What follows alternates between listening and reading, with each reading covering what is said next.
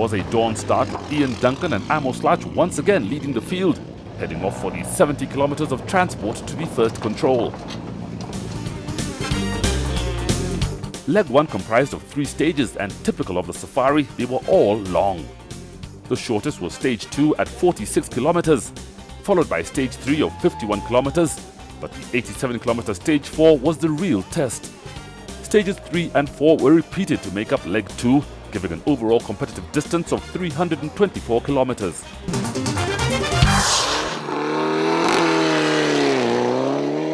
There was no time to settle in, with the first competitive calling for top-end speed on the fast open road across the Kajiado Plains, where the hundreds of jumps needed to have been graded correctly.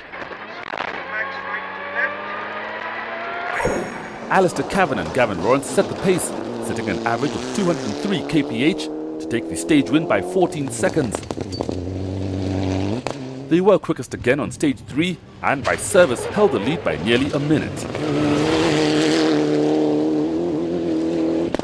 I'm not making any predictions, Tim. I've been in this position, I've been leading this event so many times, and it's always been unkind to me, so anything can happen. We'll just try and keep extending the lead a little bit if we can.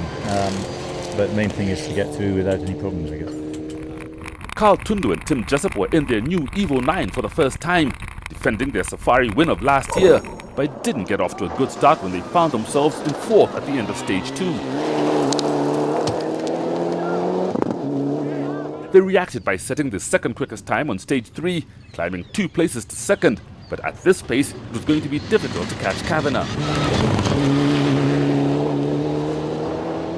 We took it easy through the first section, and probably a bit too easy. But my diff electrical system is packed up, so I don't have a rear diff. But it's okay. It's a good start. The pace was surprisingly quick for such a long rally, and to maintain it, the cars were being punished. This is Ian Duncan and Amos Lach pushing their Evo 9 to the limit.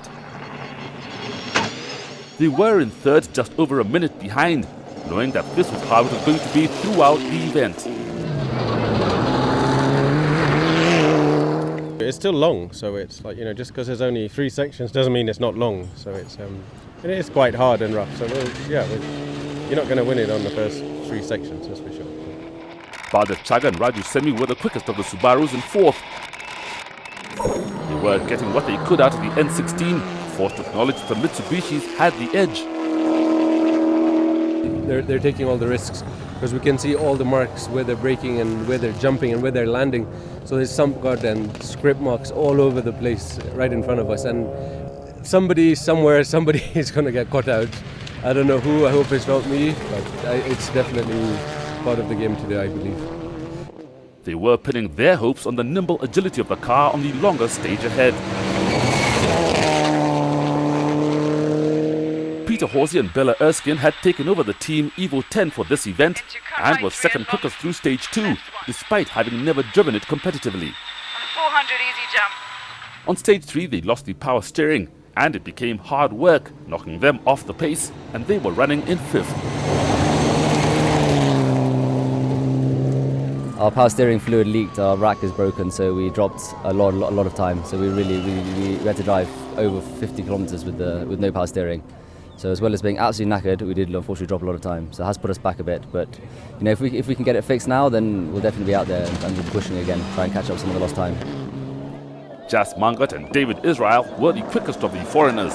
Having not rallied in Kenya for over a year, were caught off guard by the pace of the locals. They were in 7th, over 3 minutes behind. Giancarlo De Vita and Sylvia Vindevogel are seen in the distance catching Mohamed Essa and Greg Stead, who had the misfortune to puncture. This gave them the early lead for the ARC points. Again in the distance, Giancarlo took a jump too fast, struggling to control the car on the landing. Despite breaking a top mount, followed by a puncture, they stayed ahead of Essa, although overall they were in 12th.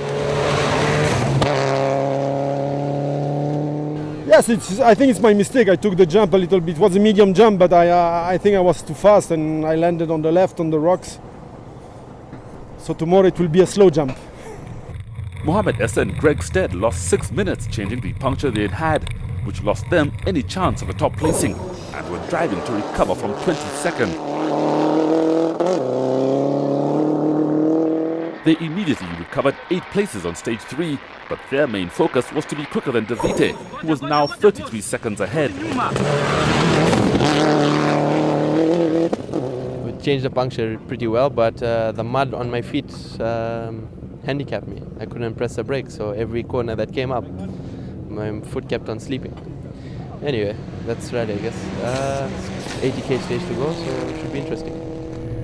By the end of stage 3, the Safari had already claimed 8 cars, including Raji Barich and Jeff Mays, who had pinned their hopes on a top 5 placing. They were lying 9th when they cut a corner, hitting a rock, damaging a front wheel, and their rally was over.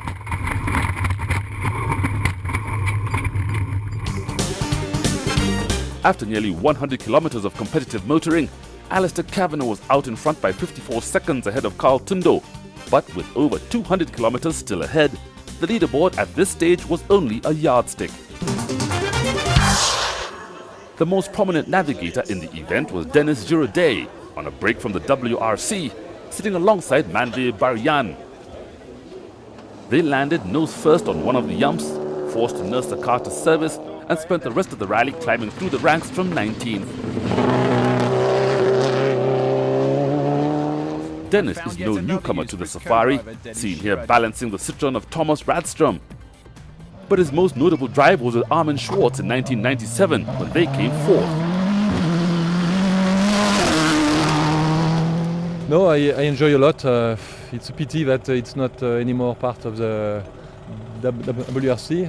It's especially a pity because WRC at the moment is a little bit boring. You know, we miss that kind of adventure feelings, and only places like Kenya can give you that. So hopefully it will come back.